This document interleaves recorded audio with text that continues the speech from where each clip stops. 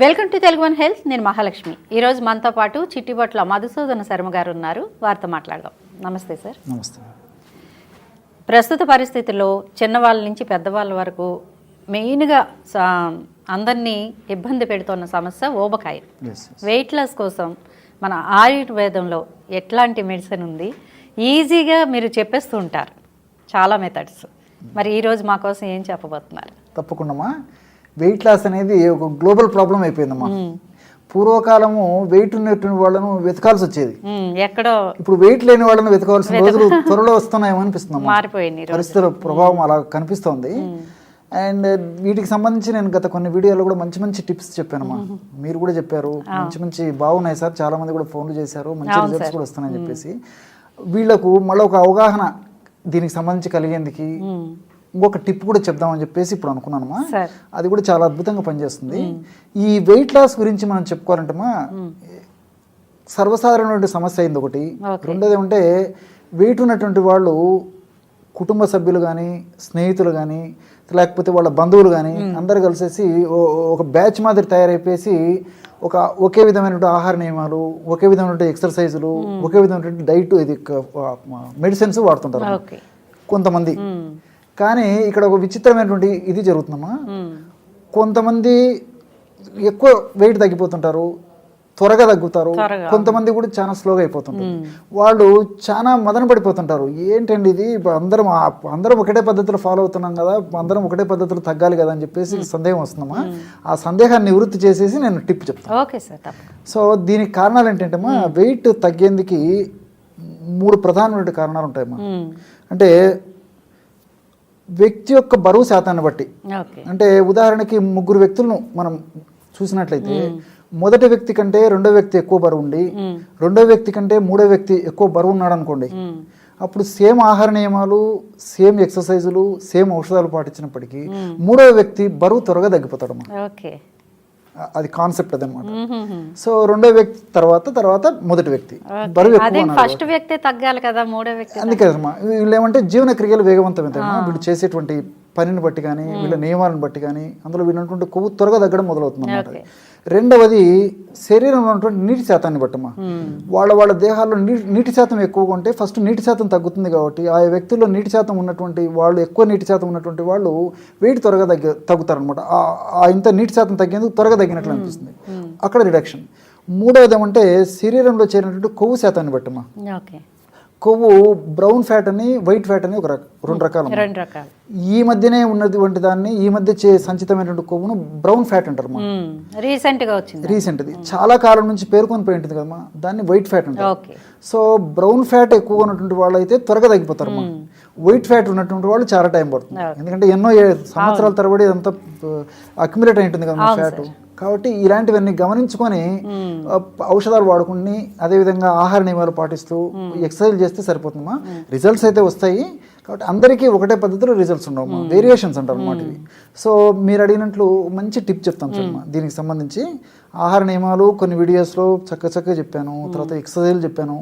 ఇప్పుడు ఆ టిప్ చెప్పేసి ఏదైనా బ్రీఫ్గా ఆహార నియమాల గురించి కూడా చెప్తాను, ఎక్సర్సైజ్ గురించి కూడా చెప్తాను. త్రికట చూర్ణం మీకు తెలిసే ఉంటుంది అమ్మా. త్రిఫల చూర్ణం అనేసరికి ఇంచుమించు అక్కా చెల్లెలాగా, అన్నదమ్ములాగా. త్రిఫల చూర్ణం అంటే చాలా చోట్ల త్రికట చూర్ణం కూడా చెప్తుంటారు అమ్మా. త్రిఫల చూర్ణంలో ఎంత అద్భుతమైనటువంటి ఔషధ శక్తులు ఉన్నాయో, త్రికట చూర్ణంలో కూడా అటువంటి అద్భుతమైనటువంటి ఔషధ శక్తులు ఉన్నాయన్నమాట. కాబట్టి త్రి అంటే 3, కటు అంటే కారం. 3 కార పదార్థాలను కలిపేసి ఒక చూర్ణం తయారు చేస్తారు. కాబట్టి దానికి త్రికట చూర్ణం అని పేరు పెట్టినారు. ఇది మనకు మార్కెట్లో దొరుకుతుంది.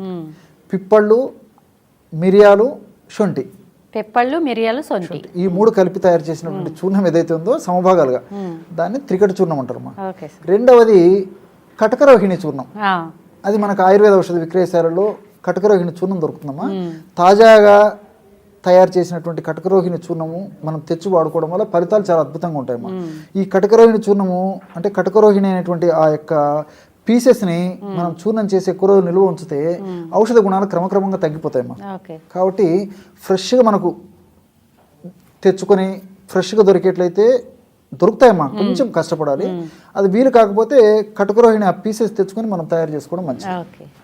సో కటకరోహిణి చూర్ణం. మూడవ పదార్థంగా ఉసిరి గురించి ప్రత్యేకంగా చెప్పనక్కర్లేదు. అవును. ఉసిరి పెచ్చులు దొరుకుతాయి, ఉసిరి పొడి కూడా మనకు మార్కెట్లో దొరుకుతుంది.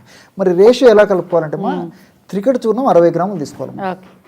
అదేవిధంగా కటకరోహిణి చూర్ణం 20 గ్రాములు తీసుకోవాలి. తర్వాత మూడవ పదార్థంగా ఉసిరి ఒక 20 గ్రాములు తీసుకోవాలి. అంటే త్రికట చూర్ణం 60 గ్రాములు, కటకరోహిణి 20 గ్రాములు, ఉసిరి చూర్ణం 20 గ్రాములు అన్నీ కలిపేసేయాలమ్మా. పౌడర్స్ కలిపేసి ఒక సీసాలో నిల్వ ఉంచుకొని పొద్దున్నే అంటే ఉదయం మొహం గడిన తర్వాత ఒక 10 నిమిషాలు ఆగిన తర్వాత ఒక 2 గ్రాముల చూర్ణాన్ని తగినంత తేనెతో కలిపేసి తీసుకోవాలి. ఒక డోస్ అయిపోతుంది. మళ్ళీ రాత్రి ఆహారానికి ఒక అరగంట లేదా గంట ముందు ఇదే పద్ధతిలో తీసుకోవాలి. ఒక 2 గ్రాముల చూర్ణాన్ని తీసుకొని తగినంత తేనె కలిపేసి తీసుకోవాలి. కొంచెం ఏదన్నా కొంచెం షుగర్ ఉన్నటువంటి వాళ్ళు కానీ, తేనె మంచిది దొరకకపోయినా, తేనె వాడకూడనటువంటి వాళ్ళు, ఇలాంటి వాళ్ళు ఎవరైనా ఉంటే ఆ 2 గ్రాముల చూర్ణాన్ని నోట్లో పోసుకొని ఒక కప్పు గోరువెచ్చని నీళ్ళు తాగితే సరిపోతుంది. పుక్కిలించేసి మింగేసినా సరిపోతుంది. కాబట్టి అలాగైనా తీసుకోవచ్చు, ఇలాగైనా తీసుకోవచ్చు.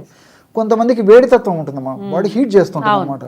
ఇందులో ముఖ్యంగా ఈ శొంఠి, పిప్పళ్ళు, మిరియాలు ఇవన్నీ కొంచెం వేడి చేసేటువంటి పదార్థాలు కాబట్టి అట్లా వేడి తత్వం ఉండి వేడేటువంటి లక్షణం ఉన్నప్పుడైతే మజ్జిగతో, పల్చటి మజ్జిగమ్మా 100 లేదా 200 ml మిల్లీలీటర్ల పల్చటి తాజా మజ్జిగలు కలుపుకొని కూడా ఇదే పద్ధతిలో పొద్దున రాత్రి తీసుకోవచ్చు.